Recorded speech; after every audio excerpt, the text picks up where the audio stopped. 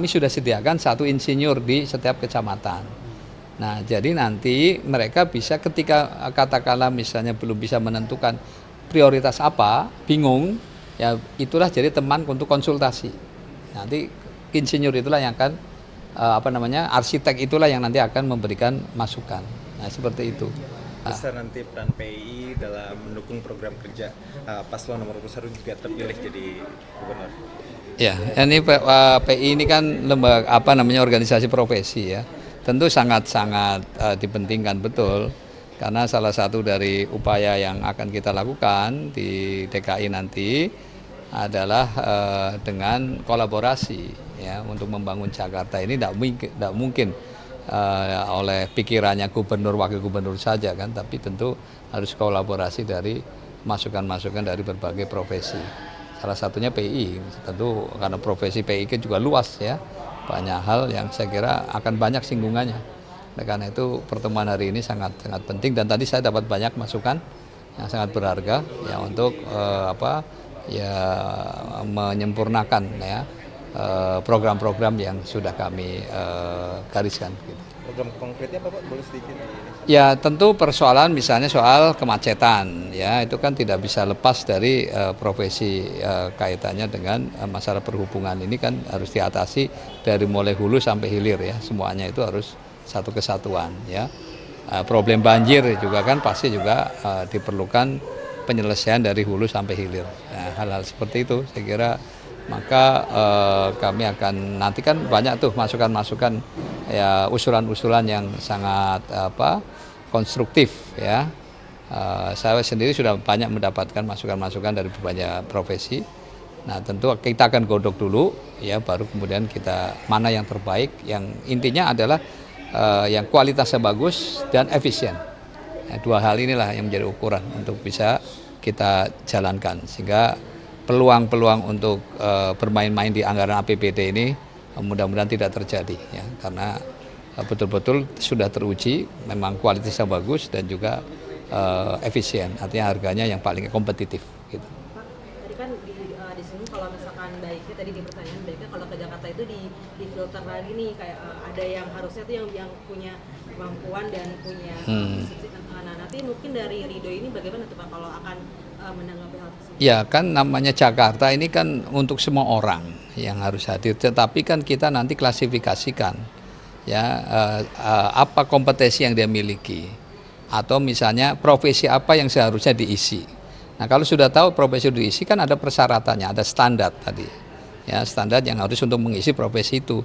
Artinya ketika orang ini punya potensi untuk kita tingkatkan ya dengan pelatihan kan makanya akan ada pelatihan siap kerja. Jadi mereka-mereka yang kompetensinya masih di bawah standar, ya itulah yang kita tingkatkan. Nah itulah maka bisa kerjasama dengan kalangan teman-teman profesi tadi, organisasi profesi untuk meningkatkan standar itu. Nah sehingga ketika itu sudah, baru dia bisa masuk untuk memenuhi kebutuhan yang memang diharapkan dengan kompetensi tersebut gitu. Sama tadi yang soal lampu merah tadi kan disinggung juga ya Pak. Ya. Untuk mempersedikitkan orang-orang tersebut itu nanti bagaimana Pak? Ya tentu kalau ada 2 kan tadi, kalau memang ini orang datang ke Jakarta karena ingin jadi profesi pengemis ya dan seperti itu, ya kita tentu akan bekerja sama dengan pemerintah daerah setempat di mana dia berasal ya, artinya bisa dikembalikan ke tempat tinggal asal ya, atau bisa juga misalnya dia memang ingin meningkatkan skill kalau memang seperti itu makanya nanti akan dilatih di dinas-dinas sosial.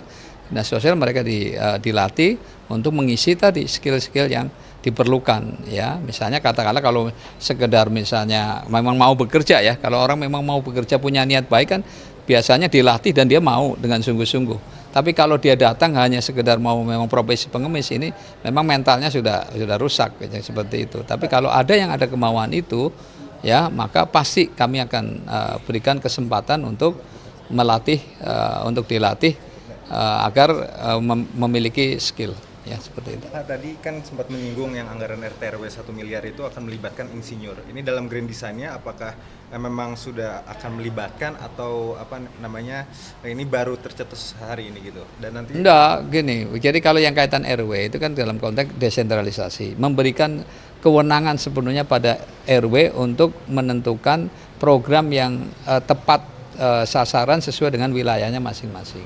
Kan gitu. Ya. Nah, kami tadi itu mengatakan kami sudah sediakan 1 insinyur di setiap kecamatan. Nah, jadi nanti mereka bisa ketika katakanlah misalnya belum bisa menentukan prioritas apa, bingung, ya itulah jadi teman untuk konsultasi. Nanti insinyur itulah yang akan arsitek itulah yang nanti akan memberikan masukan. Nah, seperti itu. Seperti itu. Ya, jadi tidak karena di setiap kecamatan sudah tersedia ada seorang arsitek itu. Pak Luhut, satu lagi Pak, kemarin kan Pak Pramono dan Pak Rano sudah bertemu dengan Pak Anies. Nah itu kapan nih untuk Ridwan sendiri ketemu dengan Pak? Ya kan tinggal nunggu kesempatannya Pak Anies. Yang jelas kan Pak Ridwan Kamil saya tanya memang sudah berkomunikasi. Ya kita tunggu sajalah apa memang masih ada kesempatan bertemu atau apa tidak itu nanti ya kembali kepada Pak Anies kan. Namanya juga kita mau silaturahmi, masa kalau silaturahmi kita nyelonong begitu aja kan tidak, tapi tentu nunggu kesempatan beliau ya. Tapi kita tunggu saja lah. Pak, jubirnya PDIP bilang Ciko Hakim ini nyebut kalau misalnya dukungan pendukung Anies ini udah 100% ke Pak Pramono ke 03. Ini Pak Bapak komentarinya seperti apa Pak? Ya pendukung Pak Anies kan orang-orang rasional. Iya kan? Apa iya langsung perintah Pak Anies misalnya dukung Pramono semuanya pada ke sana? Enggak juga. Saya sudah banyak bertemu kok para daihatnya Pak Anies, saya sudah sering ketemu dan mereka ketika saya jelaskan tentang bagaimana konstelasi kenapa PKS pada akhirnya nggak bisa mendukung Anies ya karena memang faktanya kita cuma memang kekurangan tambahan kursi kan 14. Jadi ya itu satu realita yang ada gitu. Saya ikut yang termasuk memutuskan ketika memutuskan Pak Anies Sohibul Iman itu saya ikut termasuk yang memutuskan karena saya ketua majelis pertimbangan pusat di PKS ya. Jadi kalau saja waktu itu memang ada peluang Pak Anies bisa waktu itu kebetulan Nasdem kan mendukung kan awalnya kan. Makanya waktu itu kan jadi kita enak. Makanya muncullah Sohibul Iman karena waktu itu Nasdem juga mensyaratkan tidak wakilnya bukan dari Nasdem kan pas kan. Nah, makanya ketika kita sudah Sohibul Iman jadilah aman. Nah cuma ketika Nasdem menarik diri tidak lagi jadi mendukung Pak Anies, ya otomatis kan PKS jadi sendirian lagi kan, nggak cukup ya. Jadi dalam kesempatan itu karena kebetulan ada tawaran dari Kim ya untuk bergabung dan Pak Ridwan Kamil juga meminta wakilnya dari PKS ya tentu ini satu kesempatan PKS supaya terlibat dan dengan terlibat ini bisa meneruskan program-programnya Pak Anies.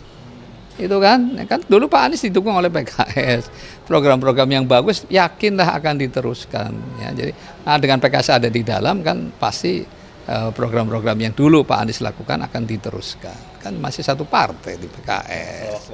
Iya, oke ya.